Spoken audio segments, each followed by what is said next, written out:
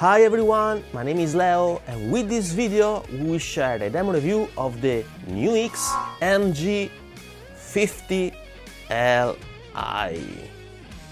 First of all, we will hear the unit in action with the demo song, then we will describe the unit in details, then we will hear more sounds also comparing the MG50 versus real tube amps and performing the NULL test, and finally I will give you my 2 cents. So please subscribe and ring the bell to help me to create more content like this. Let's start with the brand new THC song, where THC stands for Totally Human Created.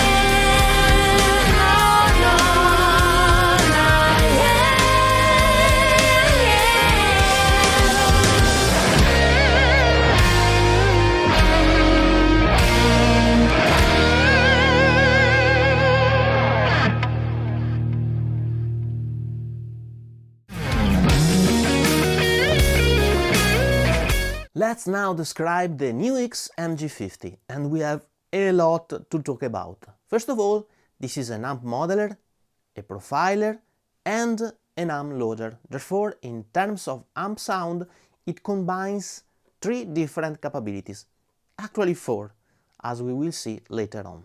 In terms of classic amp modeling, it features 70 amps with 3 dedicated to the bass guitar.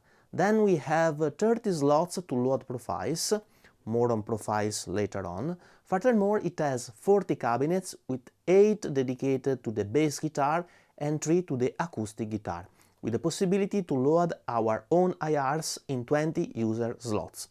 To be noticed that we can load 2 IRs at once, even in stereo. For each IR we have the possibility to choose among 8 different mics that we can place over the cabinet in a matrix of 20 positions.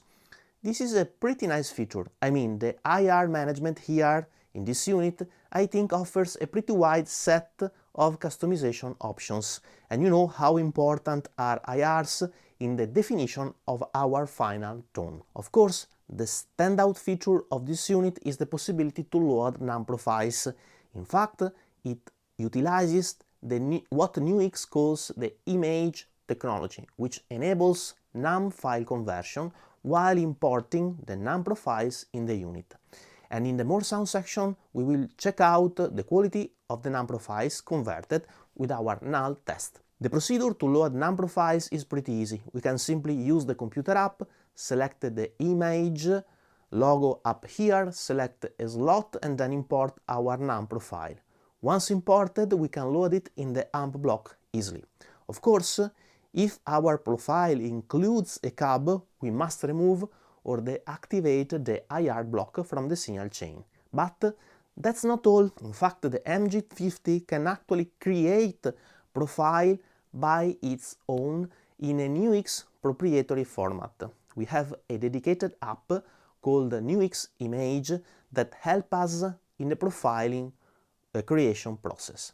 This is similar to all the other profiling procedures that we are familiar with from Kemper, Quad Cortex, etc.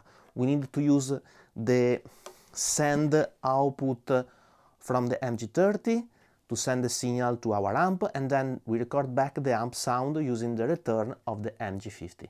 Then the MG50 sends all those strange profiling signals to the amp in order to create our image. And here we have another interesting feature of the MG50, the deep image function, with which basically we can create up to 6 profiles of the same amp, combining them in the so-called deep image profile, which of course simulates the amp behavior at different settings. As you know, a profile is a picture of an amp with specific settings.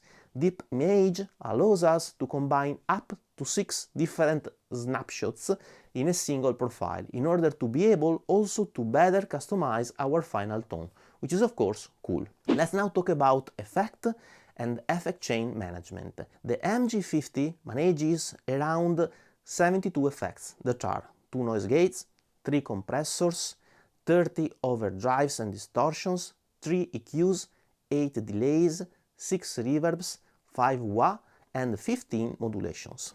The effects can be arranged in a single chain with 14 blocks that we can arrange in any order we want, and of course we can replicate the same effect many times.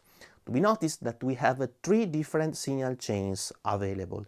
A standard one, where all the effects are in series, a splitted one, where we can split the chain where we want, but we cannot merge it, and the third one that allows us to split and merge the chain where we want. Of course, this allows us to run parallel effect chains, which is of course nice. As for instance, we can have parallel amps, or we can have parallel delays and reverbs, etc. To be noticed that the unit offers a global EQ accessible from the global settings. In terms of preset, the MG50 has 99 patch slots arranged in 33 banks of 3 presets each. Furthermore, each preset can have up to 3 scenes for gapless switching. To be noticed that this unit also stores my preset that you have heard in action in the demo song. The MG50 features a color LCD screen which is not touch sensitive. Furthermore, we have 2 apps, one to customize the signal chain and the other one dedicated to profiling. The unit can be customized also via a dedicated phone app. In terms of connectivity, the unit has a guitar input, a double mono effect loop that of course can be used to connect 2 external mono effects or a stereo one. Then we have balanced and unbalanced stereo outputs, phone out, aux in and MIDI in and out via mini jacks, an expression pedal input and 2 USB-C ports, one to be used for the external wireless controller and another one to connect the MG50 to our computer. In fact, the unit can serve as a 4x4 audio interface at 24 bits and 48 kHz. To be noticed that the internal audio processing is at 32 bits. Lastly, I would mention that it has a built-in chromatic tuner and a looper. The dimensions are shown in the screen and the weight is 2.8 kilos. In terms of power need, the MG50 runs at 12 volts and 1400 mAh. To be noticed that it is also battery powered, which is very nice. And finally, the price should be around 500 bucks. Let's now hear some more sounds, also performing our beloved NULL test and comparing this unit to real tube amps. Welcome to the more sound section of this video. We will now share 3 tests. With the first one, we will check out some of the tones used in the demo song. Then, with the second test, we will perform our beloved NULL test. We will convert my NUM profile of this real SL100 with the MG50, and we will check out together how it performs. Finally, I will let you hear the real Soldano versus the MG50 profile in terms of dynamic range management and note envelope. So a pretty complete panorama on how this unit performs, I think. Let's start with the first test, exploring some modeling tones.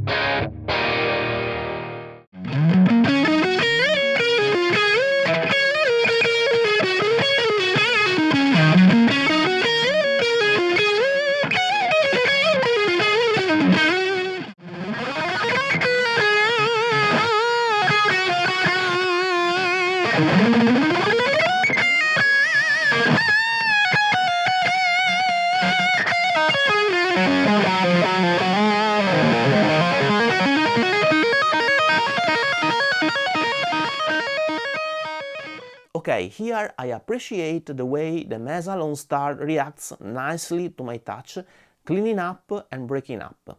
That's what I typically search from a modeler, and this is the thing that typically is more hard to mimic versus a real tube amp. And now let's perform our NULL test, checking out my MG50 NAMP profile of a Soldano SLO100 versus the real deal.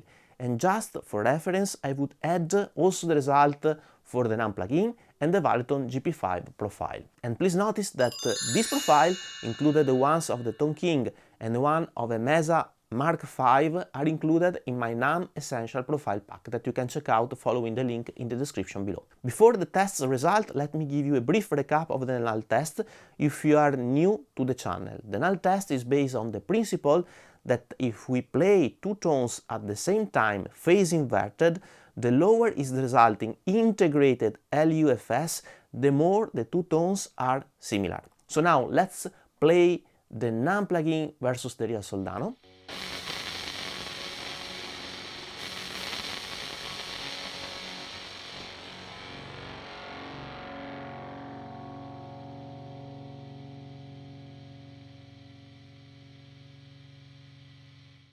So the resulting LUFS is minus 40.8.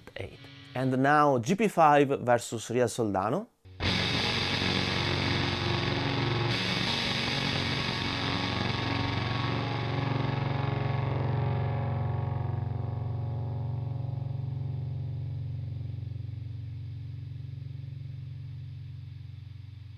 And now real Soldano with its NAMP profile loaded in the MG50, phase inverted.